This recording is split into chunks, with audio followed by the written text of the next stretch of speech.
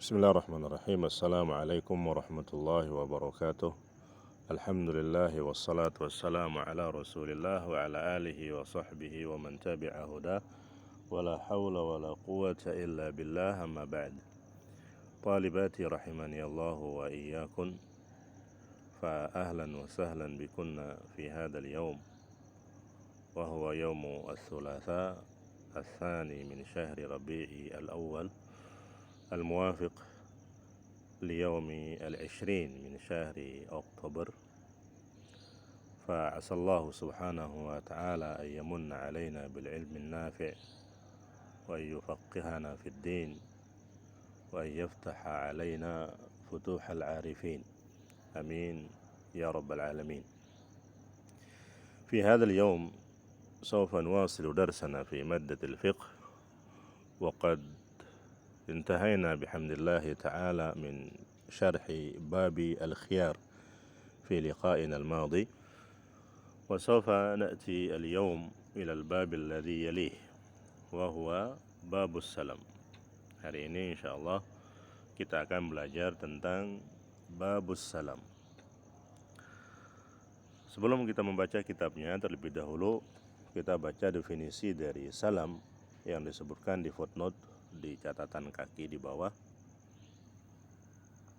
Di situ disebutkan definisi salam baik menurut bahasa ataupun juga menurut istilah.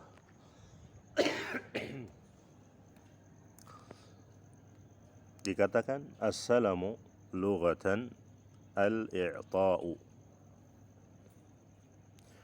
wa istilahan bai'u mawsufin fi dhimmati bibadalin yu'ta ajilan. U'id, assalamu lughatan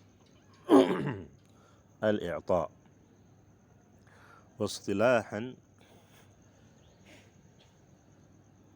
bai'u mawsufin fi dhimmati bibadalin yu'ta ajilan.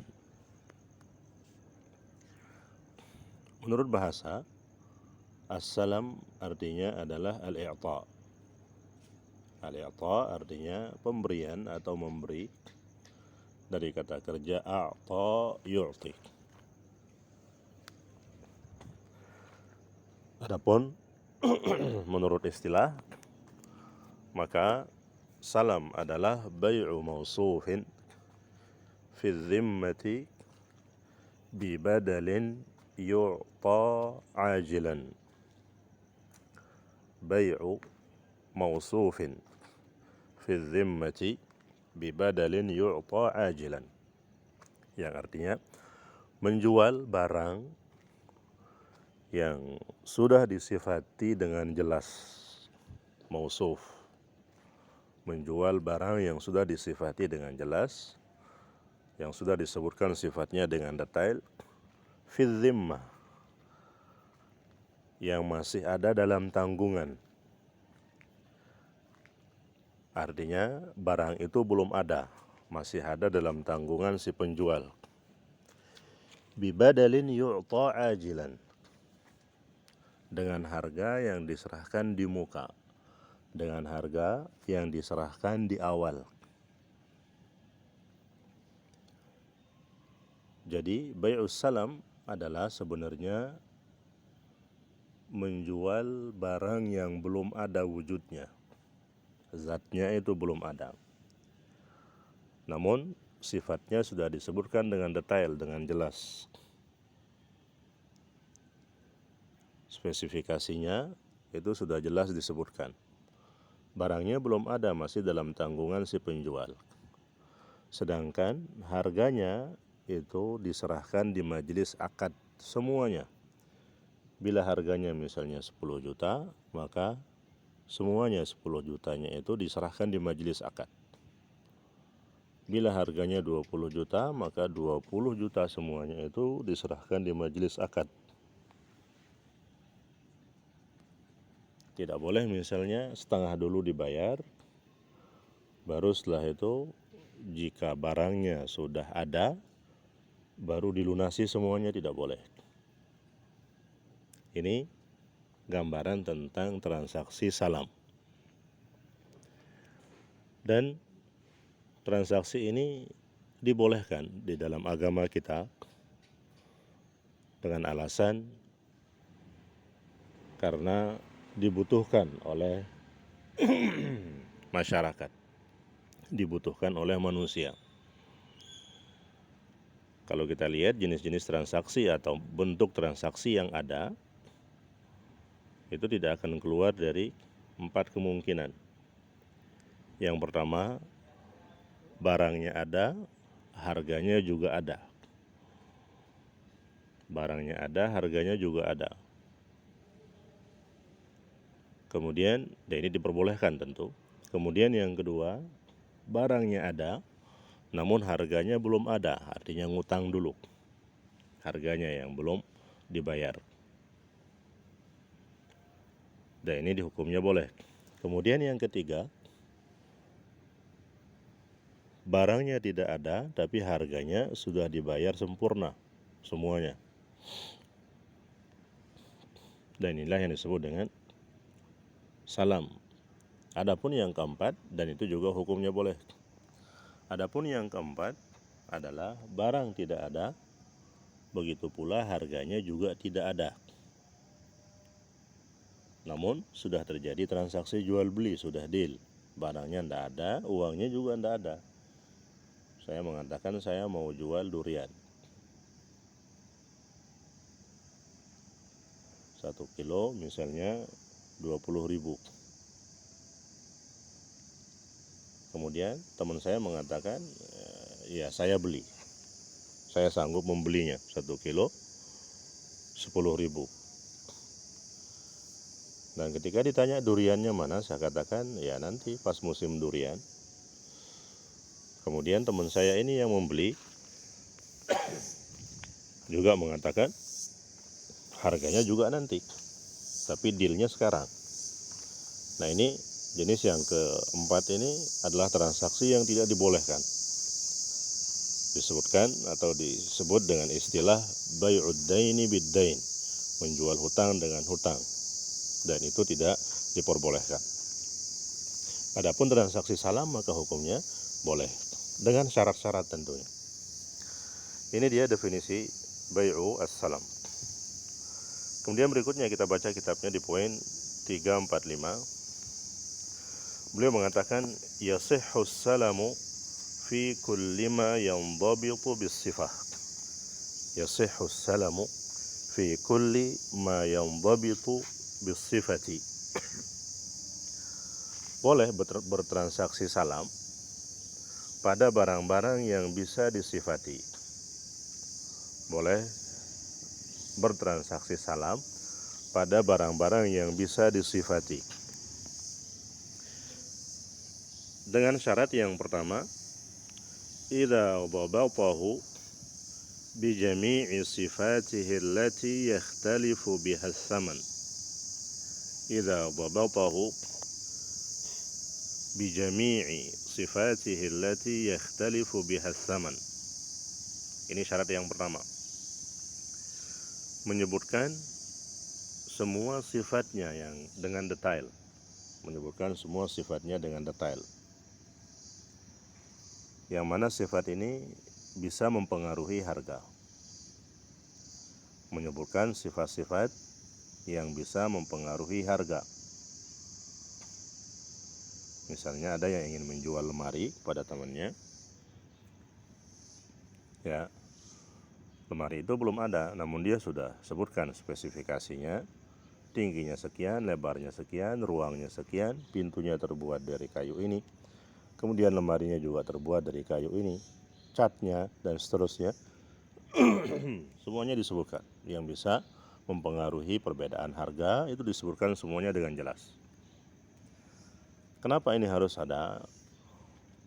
Syarat ini yang pertama ini harus ada, tujuannya untuk mengurangi unsur gharornya, ketidakjelasannya. Karena sebenarnya bai'us salam itu ada unsur gharornya, ketidakjelasannya. Namun karena dibolehkan, namun karena dibutuhkan, maka dibolehkan oleh agama kita Namun dengan syarat yang ketat yang pertama tadi harus disebutkan sifatnya dengan jelas. Kemudian yang kedua, wa dzakara ajalahu. Syarat yang kedua, wa dzakara ajalahu, menyebutkan tenggang waktu. Artinya barang itu akan tersedia itu dalam jangka waktu sekian, 2 minggu, 3 minggu, 1 bulan, dan seterusnya. Harus disebutkan waktu penyerahan barang oleh si penjual. Artinya tidak boleh dibiarkan ngambang, menggantung begitu. Dan ini juga tujuannya untuk mengurangi unsur gharar. Kemudian yang ketiga, syaratnya adalah wa a'tahu as-samana qabla at-tafarruq. Syarat yang ketiga, wa a'tahu as-samana qabla at-tafarruq. Menyerahkan harga sebelum berpisah. Artinya harganya diserahkan di majelis akad semuanya, ya, tanpa terkecuali. Semuanya diserahkan di majelis akad. Apa tujuannya? Kenapa harus ada syarat yang ketiga ini? Tujuannya agar terhindar dari bai'ud daini bid-dain, menjual hutang dengan hutang. Ini dia syarat-syarat bolehnya transaksi salam. Dalilnya An Ibni Abbas radhiyallahu anhuma qala qadima an-nabiy sallallahu alaihi wasallam al-Madinata wa hum yuslifuna fi thimari as-sanata was-sanatain.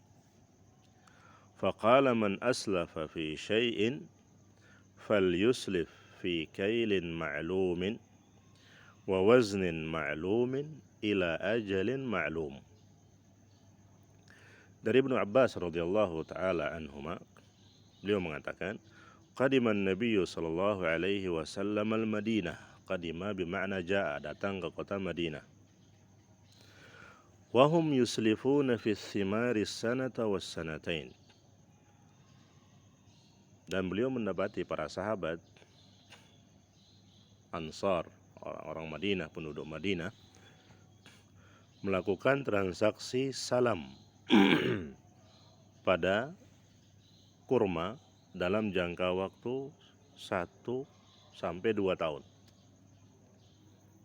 Mereka melakukan transaksi salam pada kurma dalam jangka waktu 1 atau 2 tahun. Yuslifun itu artinya melakukan transaksi salam. Karena transaksi salam juga disebut dengan salaf. Ya. Transaksi salam juga bisa disebut salaf.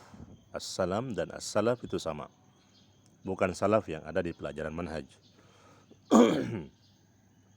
Faqal, maka Nabi sallallahu alaihi wasallam mengatakan kepada mereka, man aslafa fi syai'in falyuslif fi kailin ma'lumin wa waznin ma'lumin ila ajalin ma'lum. Barang siapa yang melakukan transaksi salaf bilfa, sama dengan transaksi salam, maka hendaklah dia melakukannya pada takaran yang jelas. Takarannya jelas. Wa waznin ma'lum, pada timbangan yang jelas. Ila ajalin ma'lum,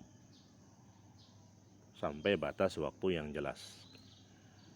Ini merupakan dalil untuk syarat-syarat yang kita sebutkan di atas tadi.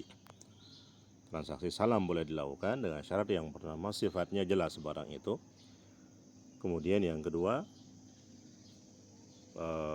tenggang waktunya jelas.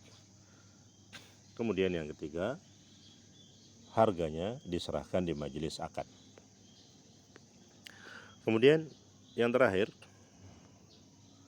di poin 346, beliau sallallahu alaihi wasallam membawakan sebuah hadis yang maknanya umum, tidak hanya berlaku bagi transaksi salam. Wa qala sallallahu alaihi wasallam, man akhadha amwalan nasi yuridu ada'aha addahallahu anhu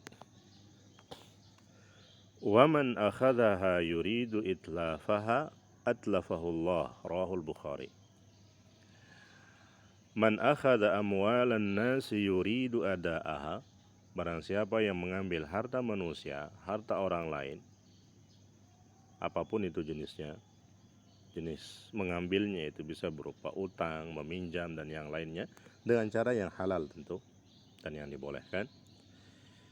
Yuridu ada'aha, dan dia berkeinginan untuk mengembalikannya, untuk melunasinya kalau dia berupa hutang. Addahallahu anhu, maka Allah subhanahu wa ta'ala akan membantu dia dalam pengembalian, dalam pelunasan hutang tersebut.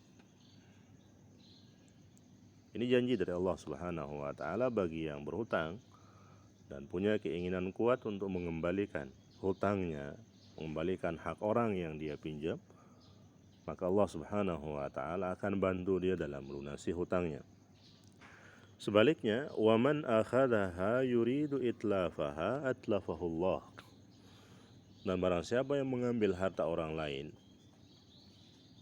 dengan tujuan untuk merusaknya, ketika dia berhutang tidak ada tujuan untuk mengembalikan, tidak ada tujuan untuk melunasi, bahkan tujuannya untuk mengambil harta orang tersebut, untuk merusaknya, maka Allah mengancamnya dengan mengatakan, Rasulullah SAW mengancamnya dengan atlafahullah, maka Allah subhanahu wa ta'ala akan menghancurkan dia, membinasakan dia.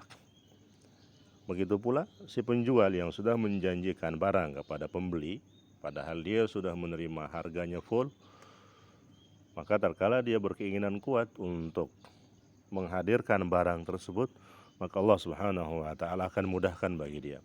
Sebaliknya, terkala dia sudah mengambil harga dari barang yang dia janjikan kepada pembeli, dan tujuannya sama sekali tidak ingin untuk menghadirkan barang itu, hanya ingin mengambil harta orang, maka Allah subhanahu wa ta'ala akan membinasakan dia di dunia, lebih-lebih lagi di akhirat kelak.